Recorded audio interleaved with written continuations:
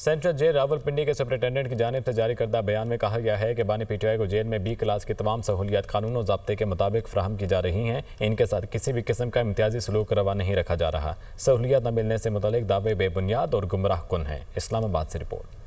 بانی پی ٹی آئی اڈیالہ جیل میں 7 سیلز پر مشتمل علیحدہ کمپلیکس میں مقیم۔ انہیں کھلا صحن، واک، ایکسرسائز بائک، LED، اخبارات اور ذاتی انتخاب کی کتابیں بھی دستیاب۔ پسند کے مطابق ناشتہ، دوپہر اور رات کا کھانا تیار کرنے کے لیے ایک قیدی باورچی بھی موجود۔ ایسی سہولیات دیگر بی کلاس قیدیوں کو حاصل نہیں۔ جیل انتظامیہ نے بانی پی ٹی آئی کو سہولیات نہ ملنے کے دعووں کو بے بنیاد قرار دے دیا۔ بیان کے مطابق بانی پی ٹی آئی نے جیل میں قید کے دوران اب تک 413 مرتبہ social media platform X پر پوسٹ کروائے، جن میں انہوں نے پارٹی رہنماؤں کو سیاسی سرگرمیوں، انتخابات، حکومت سے مذاکرات اور آئینی ترامیم سے متعلق ہدایات دی۔ اگست 2024 سے اب تک ان کے بیانات 145 مرتبہ قومی میڈیا کی شہ سرخیاں بنے، جبکہ وہ 10 بین الاقوامی میڈیا اداروں سے بھی رابطے میں رہیں، جن میں Reuters, Fox News, ITV، Wall Street Journal اور دیگر شامل ہیں۔ وہ روزانہ کی بنیاد پر جیل میں ہونے والی عدالتی سماعتوں کے دوران میڈیا نمائندوں سے بھی براہ راست مخاطب ہوتے رہے ہیں۔